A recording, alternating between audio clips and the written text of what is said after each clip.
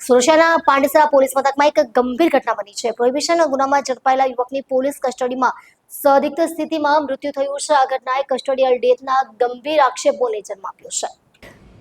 પાંડેસરા પોલીસે રંજીત નામના યુવકને પ્રોહિબિશનના ગુનામાં ઝડપી પોલીસ મથકે લાવી હતી. દરમિયાન રાત્રિના સમયે લોકઅપમાં તે અચાનક બેભાન થઈ ગયો હતો. તાત્કાલિક તેને સારવાર અર્થે સિવિલ હોસ્પિટલમાં ખસેડવામાં આવ્યો હતો.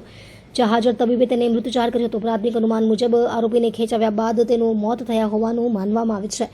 જોકે સચોટ કારણ પોસ્ટમોર્ટમ રિપોર્ટ આવ્યા બાદ જ જાણી શકાશે. પાંડેસરા પોલીસે મૃતકના શબને પોસ્ટમોર્ટમ અર્થે મોકલી આગળની કાર્યવાહી હાથ ધરી છે. હાલમાં આ બાબતે પોલીસ તરફથી સત્તાવાર વિગતવાર નિવેદન આપવાનું બાકી છે. કસ્ટડીમાં મૃત્યુના બનાવે પોલીસ કાર્યપ્રણાલી પર સવાલો ઉઠાવ્યા છે. સ્થાનિક લોકો અને માનવાધિકાર સંગઠનોએ આ બાબતે તપાસની માંગ કરી છે.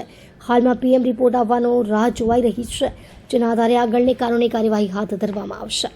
ગઈકાલે પાંડેસરા પોલીસ સ્ટેશનની હદમાં એક પ્રોહિબિશનની કાર્યવાહી કરવામાં આવેલી, જેનો ગુના રજિસ્ટર નંબર 2673/26 છે, જેમાં પીધેલામાં પકડવામાં આવેલ. સદર ઈસમનું નામ છે. પૂછતા તેણે રણજીત શેખર પટેલ જણાવેલું, પરંતુ બાદમાં તપાસ કરતા તેનું નામ રણજીત ચંદ્રશેખર ગીરી નીકળેલું, જેઓ મૂળ ઉત્તર પ્રદેશના રહેવાના હોવાનું જણાવેલ. જેમના પિતાજી ચેન્નઈ ખાતે જતા રહેલ છે, જેના પાલન પોષણ અત્યારે એમના કાકા કરી રહ્યા છે.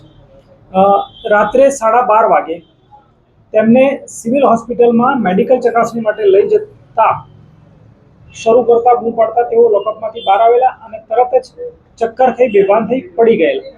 તરત જ પોલીસે પણ CPR આપવાનો પ્રયત્ન કરેલ. 108ને કોલ કરતા સમયસર 108 આવી ગયેલ અને પ્રાથમિક સારવાર આપવાનો પ્રયત્ન કરેલ, પરંતુ સ્થિતિ ન સુધરતા તેમણે 108ના માધ્યમથી સિવિલ હોસ્પિટલમાં શિફ્ટ કરવામાં આવ્યું. સિવિલ હોસ્પિટલમાં પહોંચતા પ્રાથમિક ચેક કરી ડૉક્ટરે જણાવેલ કે સદર ઈસમ મરણ ગયેલ છે. જેના આધારે પાંડેસરા પોલીસ સ્ટેશન ખાતે અકસ્માત મોત નોંધવામાં આવેલ છે અને અકસ્માત મોત નોંધી આગળની તપાસ અમારા દ્વારા ચલાવવામાં આવી રહેલ છે. જી સર, અગાઉ પણ એના ઘરે તબિયત લથડી હતી, એવા પણ સમાચાર સામે